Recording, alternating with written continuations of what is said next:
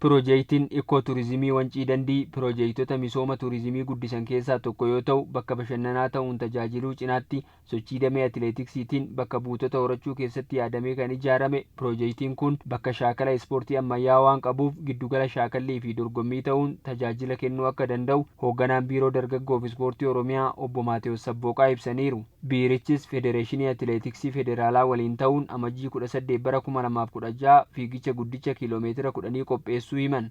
Amajjii 18 fiigichi guddaan wancii yeroo jalqabaatiif kan gaggeeffamuu fi qophii hundas xumurreedha kan jirru. Fiigicha kana qindeessuudhaaf kan gaggeessaa jirru biiroo dargaggoo fi ispoortii Oromiyaa Federeeshinii Atileetiksii Federaalaa waliin ta'uudhaan akkasumas qaamolee hirmaatan kanneen biraa waliin ta'uudhaan kan gaggeessaa jirrudha. Kaayyoo guddaan fiigicha guddaa wancii kun kaayyoo gurguddaa lama kaasuu dandeenya. Kaayyoon inni jalqabaa atileetota biyya keessaatiifis ta'ee kanneen biyya alaatii dhufaniitiif bakka shaakalliidhaaf bakka dorgommii gaarii akka isaan argatan gochuu akkasumas sana beeksisuudha wajjin kan wal qabatudha. Dhimmi lammaffaan immoo hawwata naannoo keenyaa kana kan piroojeektii maaddiin biyyaaf ikooturizimii Wancii Dandii ispoortiidhaa fi turizimiin akkamitti walitti hidhatee akka inni jiruuf haala mijaawaa naannoo sana jiru ibsuudhaaf jecha sagantaa guddaa kana qopheessinee jirra jechuudha. Fiigichi guddaa Wancii faayidaan gama diinagdee fi hawaasummaatiin qabu olaanaa akka ta'es obbo Maatewos kaasaniiru. Diinagdee keessatti faayidaa gurguddaa qaba. Carraa hojii bal'inaa uumuu danda'a. Jiruuf jireenya qonnaan bulaa naannoo sanaa jijjiiruutii kan danda'udha. Inni lammaffaanii hawaasummaadha wajjin faayidaa hawaasummaatii wajjin wal qabatu kanneen qabanidha. Inni sadaffaan piroojeektiin ikooturizimii Wancii Dandii beeksisuufis gumaacha guddaadha kan inni qabu jechuudha.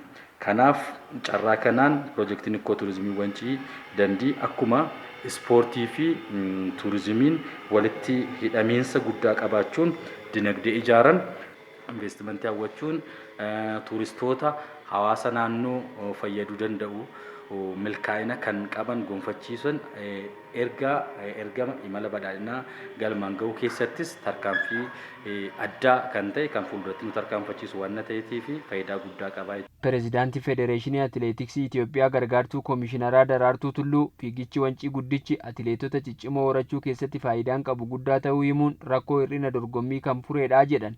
Atileetiin qabnuu fi wal dorgommiin biyya kana keessatti godhamu wal hingitu atileetonni baay'eedha wal dorgommii biyya kanatti godhamu garuu walumaa galatti odoo lakkoofne akkas wal dorgommii akkas gara 20 hin caalledha. Kun immoo iyyuu Itoophiyaaf parsantii 1% hin ta'u jechuudha.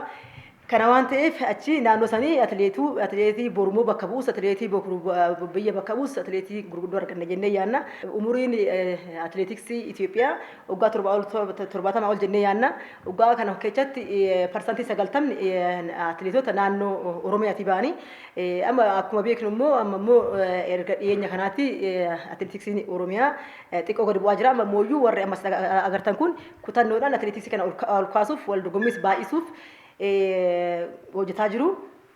Kun immoo ta'uunsaa amma atileetiksiin Oromiyaa akkuma duraanii warra bakka biyya bu'anii kaatan bakka warra immoo alaabaa Itoophiyaa addunyaa irratti mul'isan baasuuf nu hundumtuu cimnee hojjechuuf nusi waadaa gallee jirra.